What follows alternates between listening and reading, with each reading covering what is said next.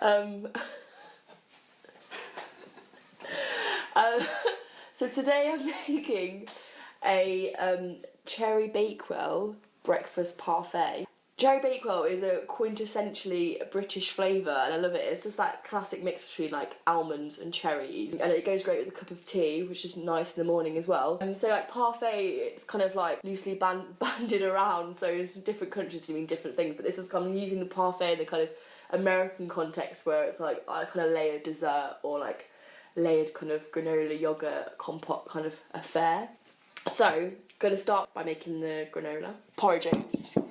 Superfood. What you want to do is get, the cup measurement thing, it confuses me sometimes, but I always feel like if you've just got the same cup, you know, it's fine ratio-wise, you're good to go. I want to go 4 cups of porridge oats into a big bowl.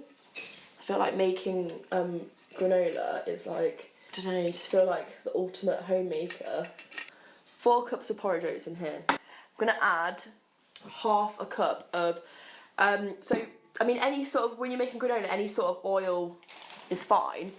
I'm just trying to amp up the cherry Bakewell as much as possible, so trying to get in the granola, trying to go for a really almondy flavour, and then in the compote going for a really cherry flavour. So I'm using almond oil just to kind of like help it along. You want half a cup of oil, you can use coconut oil or olive oil, or if you can't get almond oil.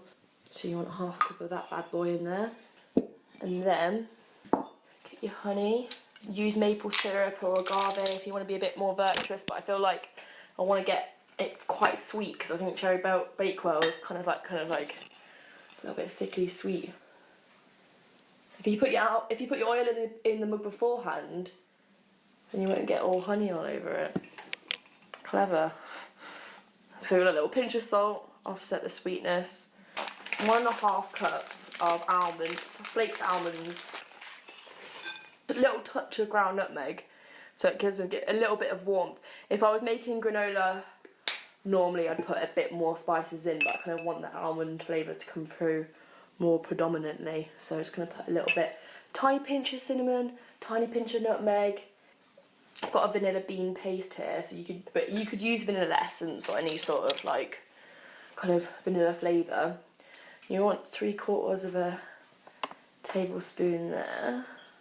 Drizzly. And then you give it all a little bit of a mix so that all of the oats and the almonds are nice and coated. Honey. So when that's all mixed in and you've got a good coating, then get your baking tray. Just came nowhere. And then like 4 dots on the baking tray to make it stick in the corners. Empty it onto your tray.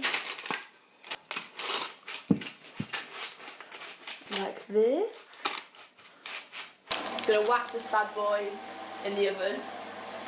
170 degrees. As you can see, clearly Tipexed out on the oven.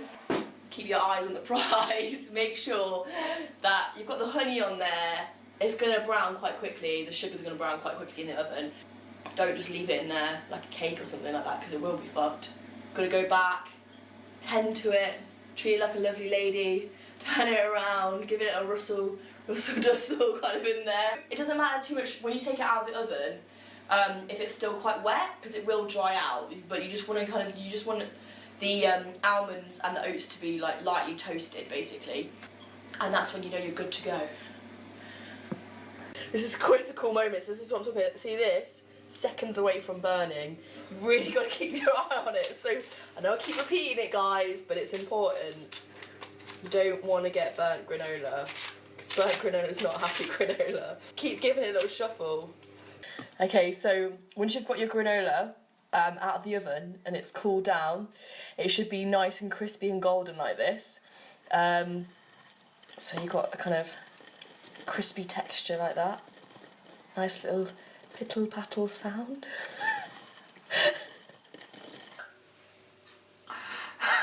It's Easter Sunday, everyone. Happy Easter. Good job for making a springtime breakfast. Right, cherry compote. I'm going for full flavour behaviour here. I want to get a really intensely cherry flavour. What I'm starting off with is, here I've got, this is tinned black cherries, which you can get from pretty much most supermarkets. And I put that in my frying pan. The reason I use a frying pan when I am making like compotes and coulis and things like that is because it's got larger surface area, so it will reduce down quicker. I mean, you can use fresh cherries as well. I quite like using tin cherries because, I mean, they're cheaper than fresh cherries depending on what like season you're going in. And that's the thing as well. Usually they kind of get a more intense cherry flavour, and they've got their syrup as well. So I'm not going to be adding any sugar to this compote. I'm just going to be using the sugar that's in the syrup that comes with the cherries and also in the cordial. So I'm going to cook these down for a while. Using the same pan, we want all that lovely sticky syrup. I'm going to add to that frozen mixed berries. Again, I mean, if you can get frozen cherries, a bag of frozen cherries, then that'd be even better because you've got a kind of intense, kind of even more cherry. But, you know, you can get mixed fruits you can usually find in most supermarkets. Okay, so we can cook that down, and then with the frozen berries, I've got Morello cherry cordial. I mean, any sort of cherry cordial you can find, or cherry like syrup that you can find, cherry squash, something like that, which has got kind of a reduced down cherry flavour. Let's add that, preferably with sugar in it. So I'm going to put a really good drizzle of that in there. Cook this down. It's going to take about 15 minutes. You basically want the fruit to defrost and start to break down like the cherries did. You've got kind of like a nice smooshy, jammy compote.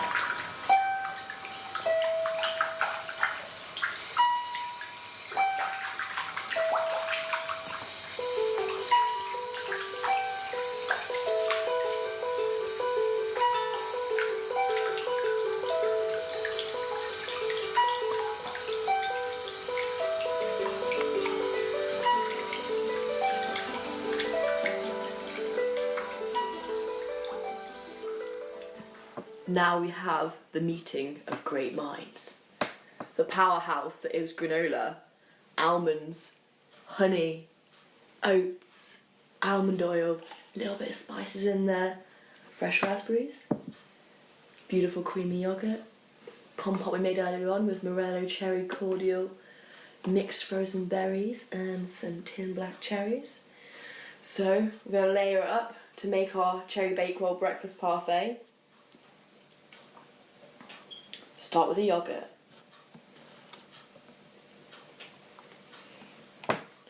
Then in with the granola.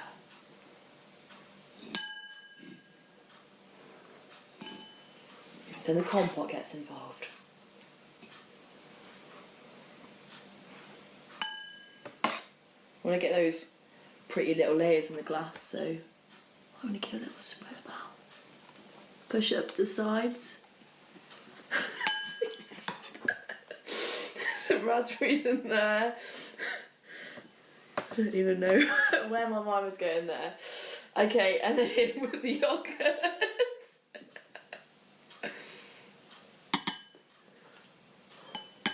Back to granola. Granola, what are you saying? Get involved. Doesn't matter if you make a mess. Then compote. Do a little spready. Back to yogurt.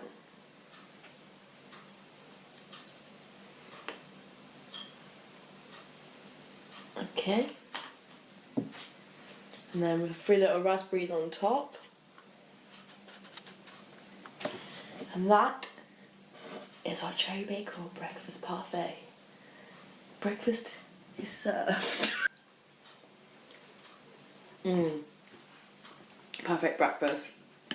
Perfect springtime breakfast.